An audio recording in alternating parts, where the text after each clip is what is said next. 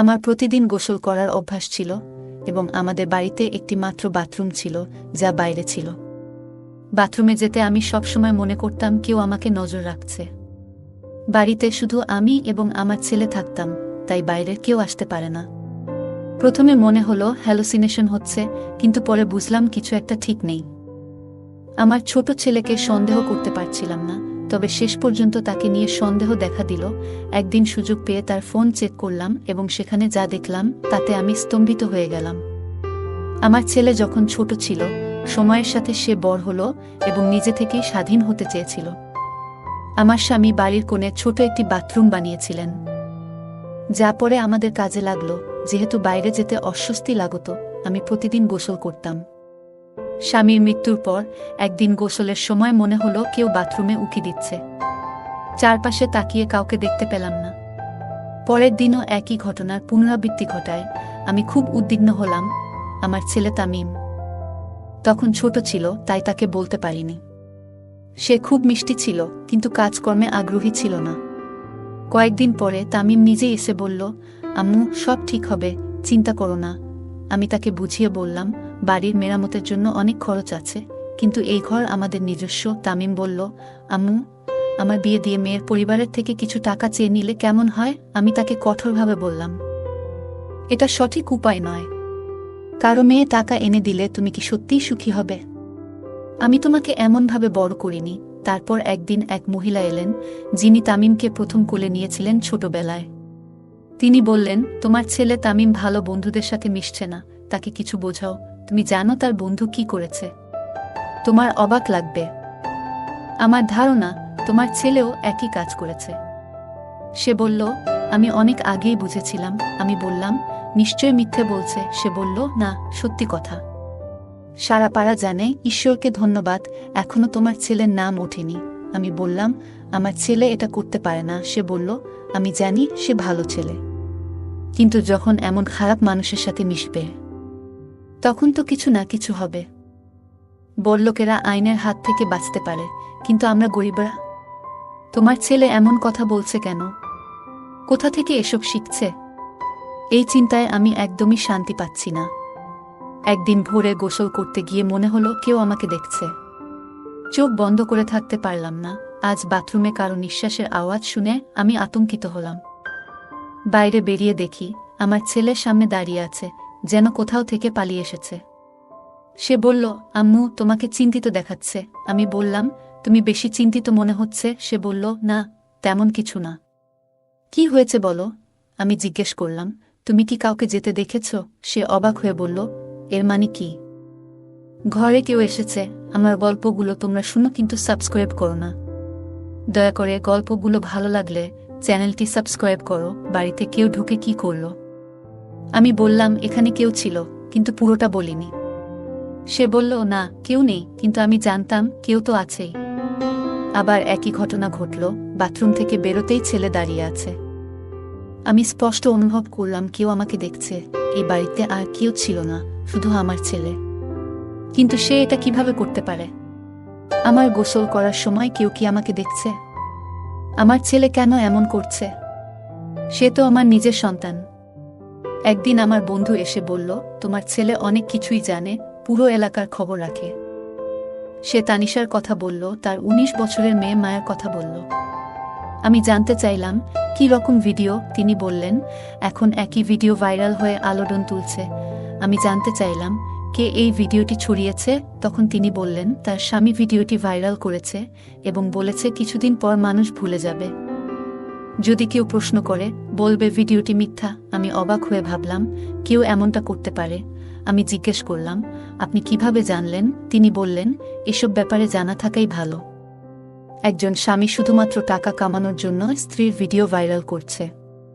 আপনি কি ভাবছেন সমাজ কোথায় যাচ্ছে? আমাদের সন্তানদের সঠিকভাবে দেখাশোনা করা উচিত। তার মেয়ে সোনালীর সাথে আমার ছেলের বিয়ে করার কথা ছিল, তবে তার মা শর্ত রেখেছিলেন। আমি বলেছিলাম, এটা ঠিক নয়। আমাদের মতো গরিবের মেয়েরা ধনী পরিবারে বিয়ে করবে না। বুঝতে পারলাম না।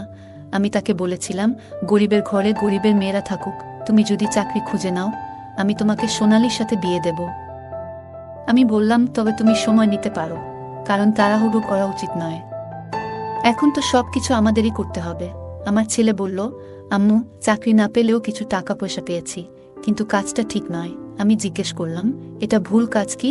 সে উত্তর দিল, আম্মু, পরে বলবো, এবং চলে গেল। আমি ভাবতে লাগলাম, এই কয়েকদিনে কি ঘটছে? ছোট ছেলে বা মেয়েদের ফাঁসানো হচ্ছে।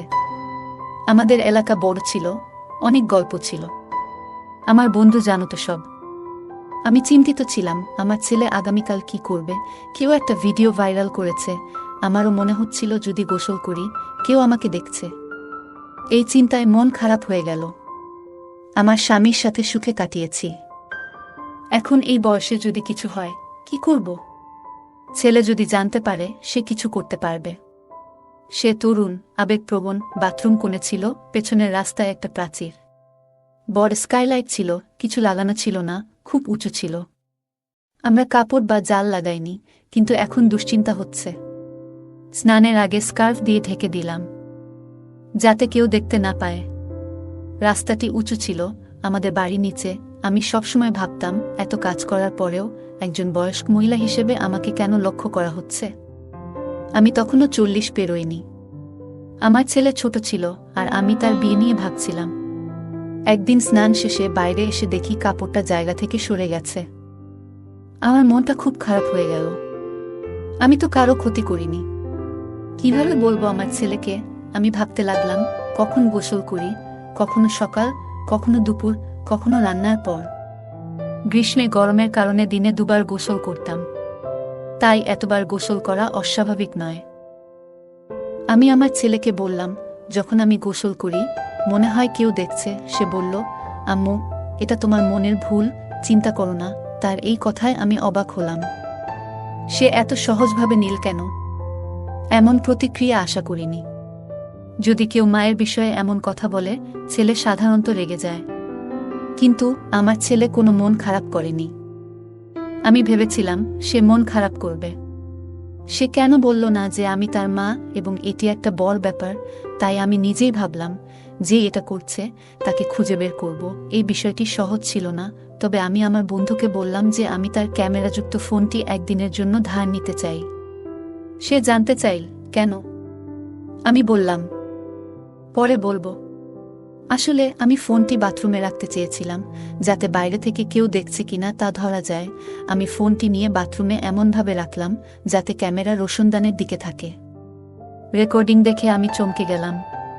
পরের দিনও একই কাজ করলাম। পরে বন্ধুটি ফোন চাইল, বলল তাকে প্রায়ই ব্যবহার করতে হয়, তাই বারবার ফোন চাওয়া সম্ভব ছিল না। আমাদের এত টাকা ছিল না যে বাথরুমটি অন্যত্র স্থানান্তরিত করতে পারতাম। অনেকেই এসে টাকা চাইত, কিন্তু আমার ছেলের কোনো স্থায়ী চাকরি ছিল না। সবাই বলছিল, যৌতুক দিয়ে বিয়ে করিয়ে দাও আর নিজের কাজ শুরু করো। আমি ভাবছিলাম, আজকাল মানুষ ভিডিও থেকে প্রচুর টাকা উপার্জন করছে, কিন্তু এ ধরনের ভিডিও করা সহজ নয়। একজন স্বামী যদি স্ত্রীর ভিডিও ভাইরাল করে, তাহলে সে অনেক টাকা কামাচ্ছে। তাহলে কি একটি ছেলে তার মায়ের ভিডিও ভাইরাল করতে পারে না? যদি কাজ না থাকে আর জীবনে স্থায়ী কিছু না থাকে, এমনকি সে একটি গাড়ির শোরুমেও কাজ করছিল না। আমি তার কাছে গিয়ে বললাম, তুমি যাকে চিন্তা করছো তার সাথে এমন আচরণ করবে যে সে তার স্ত্রীর ভিডিও ভাইরাল করেছে?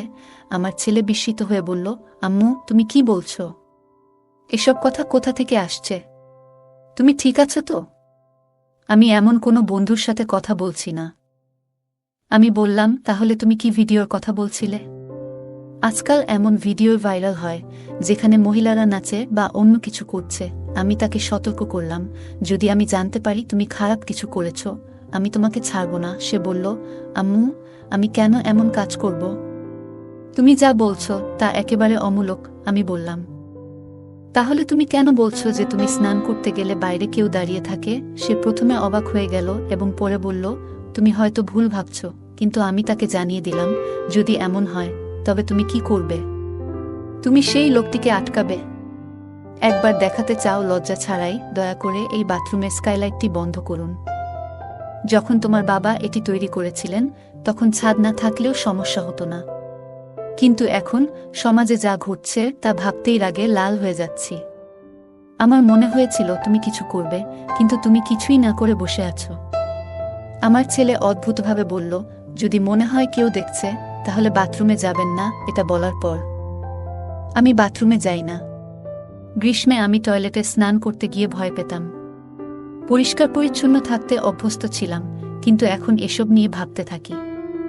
আমার ছেলের উপর নজর রাখা দরকার, কারণ এই বাড়িতে কেউ আসে না এবং হঠাৎ সে এমন অদ্ভুত আচরণ করতে শুরু করেছে। আগে ছোটখাটো বিষয়েও সে এত রেগে যেত যে মারামারি করতে রাজি থাকত, কিন্তু এখন একেবারে স্বাভাবিক।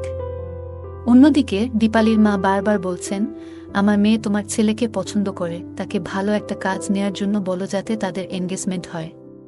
কিন্তু আমার ছেলের দিকে তাকিয়ে আজকাল বুঝতেই পারছি না সে কোন দিকে যাচ্ছে। আমি ভাবছি, কেন কারো মেয়ের জীবন নষ্ট করবে? দীপালিও একজন পাগল ছিল যে আমার ছেলেকে ভালোবাসত। আমি ভাবলাম, যদি সত্যিই তাই হয় তবে তাকে কয়েক বছর অপেক্ষা করতে হবে, কারণ ও আমার বন্ধুর একমাত্র মেয়ে ছিল এবং আমিও তাকে খুব সুন্দর মনে করি।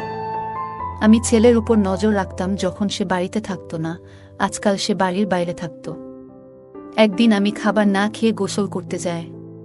তখন আমি তার রুমে তার ফোন পড়ে থাকতে দেখেছি। আমি ভাবলাম, তার ফোনে কি আছে তা দেখে নেব, কারণ আমি তার মা। আমি ফোনটা চেক করতে পারি, তবে যদি সে ফোনটা লক করে রাখে তাহলে কি করতাম? ফোনটা চালু করার সাথে সাথেই বুঝতে পারলাম সে লক করেনি বা কোনো পাসওয়ার্ডও সেট করেনি। মায়ের কাছ থেকে কিছু লুকানোর দরকার নেই। আমি গ্যালারি খুললাম। সেখানে একটি ভিডিও ছিল। ভিডিওটি খুলতেই আমার হৃদয় ডুবে গিয়েছিল। ভিডিওটি বাথরুমের ছিল। ভিডিওতে যা ঘটছে তা স্পষ্ট ছিল। আমার চোখে জল এসে গেল। আমি বারবার দেখছিলাম যে আরও ভিডিও আছে কিনা, কিন্তু একটি মাত্র ভিডিও ছিল। হঠাৎ কেউ আমার কাঁধে হাত রাখল। ভয়ে আমি পিছনে তাকালাম এবং দেখলাম আমার ছেলে দাঁড়িয়ে আছে। তার মুখেও ভয় ছিল, আমার চোখেও। আমি তাকে জিজ্ঞাসা করলাম এবং অবাক হয়ে তাকিয়ে রইলাম। কাঁদতে কাঁদতে বললাম, তুমি এসব কখন করলে আর কেন করলে? সে কাঁদতে কাঁদতে বলল, যেদিন তুমি আমাকে বলেছিলে আমি সেদিনই করেছি। তুমি বলেছিলে কেউ তোমাকে লুকিয়ে দেখছে। আমি ভেবেছিলাম তুমি রেগে গেলে চিন্তিত ও ভয় পেয়ে যাবে, তাই কিছু বলিনি। ঠিক করেছিলাম যে এসব করছে তাকেই ধরব। আমার ছেলে বলল, আগে রোশনদানে একটা ছোট ক্যামেরা লাগানো ছিল, তোমাকে দেখা যাচ্ছিল না। পরে বুঝতে পারলাম আমাদের এলাকার ছেলেই এসব করছে। আওয়াজ শুনলে একই রাস্তায় দাঁড়িয়ে যেত। পানি পরে বুঝতে পারত কেউ ভেতরে ঢুকেছে। তার নাম ও ঠিকানা খুঁজে বের করে তাকে শাস্তি দিয়েছি। বন্ধু বলল, এসব করে কিছু হবে না, হয়তো তোর মায়ের ভিডিও বানিয়েছে। আমি তার সাথে কথা বলছিলাম এবং তিনি বলছিলেন, আজকাল কিছু লোকের সাথে কথা বলেছি এবং জানি আপনি যদি তাকে ধরতে চান তাহলে হাতে নাতে ধরতে হবে। সারা পাড়ার সামনে ধরা পড়লে কেউ তাকে সমর্থন করবে না। তিনি আরও বললেন, আমি আপনার চেয়ে বেশি রাগান্বিত, কিন্তু আমাদের ধৈর্য ধরতে হবে। এই ধরনের লোকদের ধরা সহজ নয়। আপনি বলেছিলেন যে একটি মেয়ের ভিডিও ভাইরাল হয়েছে এবং এটাও তার কাজ, কিন্তু সে স্বামীকে দোষারোপ করেছে। কোনো স্বামী এটা করতে পারে? এলাকাবাসী কথা বলে সেটাকে গল্পে পরিণত করে। এই ছেলেটি আমাদের পাড়ার সবচেয়ে খারাপ ছেলে। সে অনেক মেয়েকে অপমান করেছে, কখনো কখনো জ্বালাতনও করে, কিন্তু এবার সে আমার হাত থেকে রেহাই পাবে না। আমি ভাবলাম, আমার ছেলে অপরিচিত নয়, তাহলে সে আমার সাথে এমন করল কেন? এই সমাজ কোথায় যাচ্ছে? কিন্তু আমার নিজের উপর খুব রাগ হচ্ছিল। আমার ছেলে একটি সঠিক পরিকল্পনা করেছিল এবং ছেলেটি রোশনদান থেকে মনোযোগ সরালেই তাকে ধরে ফেল। সে চতুর ছিল, কিন্তু এলাকার লোকজনও তাকে দেখেছিল এবং তাকে আটকানোর জন্য যথেষ্ট ছিল। সবাই মিলে তাকে ধরেছিল, পুলিশ মোবাইল ইত্যাদি নিয়ে গিয়েছিল। পুলিশ আরও জানিয়েছে অনেক মেয়ের ভিডিও করা হয়েছে এবং এ নিয়ে অনেক মামলা হচ্ছে। আমরা বাথরুমটা বন্ধ করে দিয়েছিলাম। আমার ছেলের বিয়ে চলছে দীপালির সাথে এবং তারা এখন বিয়ে করতে যাচ্ছে। তবুও আমি ভাবছি এই ঘটনাগুলি আমার মাথায় আসে এবং আমি খুব রেগে যাই। এইসব আমার বন্ধুত্বের কারণে হয়েছে। সে লোকজনের গল্প বলতো। এখন তার মেয়ে আমার বাড়ির বউ হতে যাচ্ছে। যদিও আমার বন্ধু খারাপ ছিল না, কিন্তু তার আচরণ পছন্দ করিনি। আমি ভাবতে লাগলাম, আমার ছেলে কেন এমন করল? আমার ছেলে তো আমার সাথে এমন করতে পারে না। এত ময়লা নিয়ে সে আমার মন ভরে দিয়েছে যে আমি আমার ছেলের কথা খারাপ ভাবতে শুরু করলাম। কিভাবে আমি আমার ছেলেকে বড় করেছি, আমি তাকে সঠিক কাজ শিখিয়েছিলাম, তবে আমাদের সমাজে অনেক অপ্রত্যাশিত ঘটনা ঘটে। আপনার জীবনে কি কখনো এমন কিছু ঘটেছে? অনেকেই এমন পরিস্থিতির মুখোমুখি হয়েছে। পুলিশ তাকে ছেড়ে দেয়নি কারণ তার বাঁচানোর মতো কেউ ছিল না। পুলিশ তাকে গ্রেফতার করেছে এবং শাস্তি হওয়া উচিত কারণ কারো মেয়ের সম্মান নিয়ে খেলা অপরাধ। আমি স্বস্তি পেলাম কারণ আমার ছেলে এটা জানতে পারেনি। নইলে সে সারা জীবন আমাকে কিভাবে ভাবত। গল্পটা কেমন লাগলো জানাতে ভুলবে না। আরও মজার মজার রোমান্টিক গল্প শুনতে চাইলে ভিডিওটি লাইক, শেয়ার এবং চ্যানেলটি সাবস্ক্রাইব করতে ভুলবে না। ধন্যবাদ।